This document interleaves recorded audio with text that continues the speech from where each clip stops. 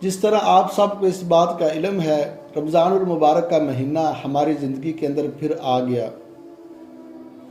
دعا کرے اللہ رب العزت ہم بے قدروں کو اس کی قدر کرنے کی توفیق عطا فرمائے۔ اور کئی زبانوں پر باتیں ہیں، اگر کوئی نیکی کرتا ہے، اگر کوئی روزہ رکھتا ہے، اگر کوئی مسجد کی طرف چلتا ہے تو کیا آواز آتی ہے؟ وہ دیکھو جی رمضانی مسلمان آ گئے، وہ دیکھو جی فصلی بٹیرے آ گئے، وہ دیکھو سو چوہے کھا کر بلی حج کو چلی۔ صحابہ کرام رضی اللہ تعالی عنہم اجمعین فرماتے ہیں کہ ہم جب اسلام کے اندر داخل ہوتے تھے تو نبی اکرم صلی اللہ علیہ وسلم ہم سے سب سے پہلے یہی بیعت لیتے، اللہ نخاف لومۃ لائم، ملامت کرنے والے کی ہم پرواہ نہیں کریں گے۔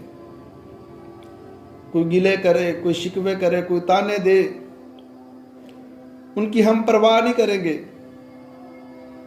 تو یہ جو فصلی بٹیرے کہنا، اللہ کے بندو جانتے ہو اللہ کی رحمت کتنی وسیع ہے۔ جب بھی کوئی اللہ کے در پر آتا ہے، اللہ رب العزت اس کی کتنی قدر کرتا ہے۔ نبی اکرم صلی اللہ علیہ وسلم نے فرمایا، آپ نے مثال دی، کمال کی مثال۔ آقا کیا فرماتے ہیں؟ جس طرح ایک آدمی ہو، مسافر ہو، سواری پر سوار ہو، اس کی سواری پر اس کا زاد راہ بھی ہو، پانی بھی ہو، کھانے پینے کی اشیاء، دور دراز کا وہ سفر کر رہا ہے، ایک جنگل سے گزر رہا ہے، اتنا لمبا جنگل، اتنا گھنا جنگل، ختم ہونے کا نام ہی نہیں لیتا، تو وہ ریسٹ کرنے کے لیے کسی جگہ پر بیٹھ جاتا ہے۔ تو کیا دیکھتا ہے؟ جب بیدار ہوتا ہے اس کی سواری بھی غائب، اس پر اس کا زاد راہ تھا، کھانے پینے کی اشیاء تھی۔ اب وہ پریشان ہوتا ہے، ادھر ادھر دیکھتا ہے، تھک کار کے موت کا انتظار کرنے لگتا ہے، کیونکہ جنگل بھی ختم ہونے کا نام نہیں لیتا۔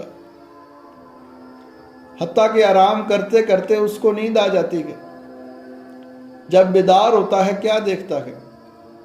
اس کی سواری اس کے سامنے ہوتی ہے، اس کا زاد راہ اس کے اوپر ہوتا ہے، اس کا پانی، کھانے پینے کی اشیاء، اس کو تو نئی زندگی مل گئی، تو اس کو کتنی خوشی ہوئی ہوگی۔ حتیٰ کہ خوشی کے لمحات کے اندر اس نے الفاظ کیا کہنے ہوتے ہیں، اور وہ اپنی خوشی کے اندر اتنے ہوش و آواز کھو بیٹھتا ہے، وہ الفاظ کیا کہہ دیتا ہے۔ کہنا تو اس نے یہ ہوتا ہے، اللہم انت ربی انا عبدک، اے اللہ تو میرا رب، میں تیرا بندہ۔ اور وہ کیا کہتا ہے؟ اللہم انت عبدی انا ربک، اے اللہ تو میرا بندہ، میں تیرا رب۔ کتنی اس کو خوشی ہوگی۔ اور جس کو ڈاکٹر لا علاج کہہ دے، اس کو نئی زندگی مل جائے، اس کو تو نئی زندگی مل گئی، وہ اپنے ہوش و حواس ہی کھو بیٹھا۔ تو نبی اکرم صلی اللہ علیہ وسلم نے فرمایا، یہ جو بندہ جس کو نئی زندگی مل گئی، اس کو کتنی خوشی ہوئی۔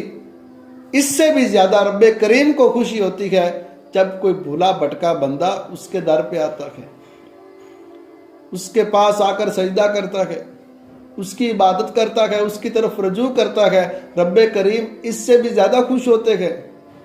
لیکن ہمارے تانے ختم نہیں ہوتے، ہمارے گلے شکوے ختم نہیں ہوتے۔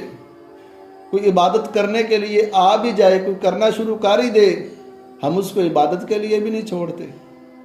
اللہ کے بندو جانتے کو میرا رب کتنا غفور الرحیم ہے۔ وہ تو کہتا ہے میرے بندے زمین گناہوں کے ساتھ بھر دے، اسی پہ بس نہیں، آسمان کی چھت کے ساتھ لگا دے، میرے در پہ آ کر ایک مرتبہ کہہ دے کہ اللہ معاف کر دے، تو میں اس کو معاف کر دوں گا اور پرواہ بھی نہیں کروں گا۔ لیکن شرک جیسی غلاظت اس میں نہ ہو۔ تو میرا رب بڑا غفور الرحیم ہے۔ قارون نے جب موسیٰ علیہ السلام پر زنا کی تہمت لگائی، پیغمبر تھے، کلیم اللہ تھے، غصہ آیا، بد دعا کر دی۔ اللہ رب العزت نے فرمایا، اے موسیٰ تو زمین کو جیسے کہے گا وہ اس کو پکڑے گی۔ موسیٰ علیہ السلام نے کہا، اے زمین اس بدبخت کو پکڑ۔ زمین نے پکڑا، گھٹنوں کے بل نیچے چلا گیا۔ قارون چلانے لگا، واہ ویلا کرنے لگا، منتیں سماجتیں کرنے لگا۔ کیا کہتا ہے؟ اے موسیٰ ایک بار چھوڑ دے، پھر ایسا نہیں کروں گا۔ حتیٰ کہ موسیٰ علیہ السلام کہتے ہیں اے زمین اس کو اور پکڑ۔ زمین نے پھر پکڑا، کمر کے بال نیچے چلا گیا، پھر چلانے لگا، منتیں سماجتیں کرنے لگا، اے موسیٰ ایک بار چھوڑ دے، پھر تہمت نہیں لگاؤں گا، پھر تجھے تنگ نہیں کروں گا۔ موسیٰ علیہ السلام غصے کے اندر کہا اس بدبخت کو اور پکڑ، حتیٰ کہ سارے کا سارا قارون زمین کے اندر دھنس گیا۔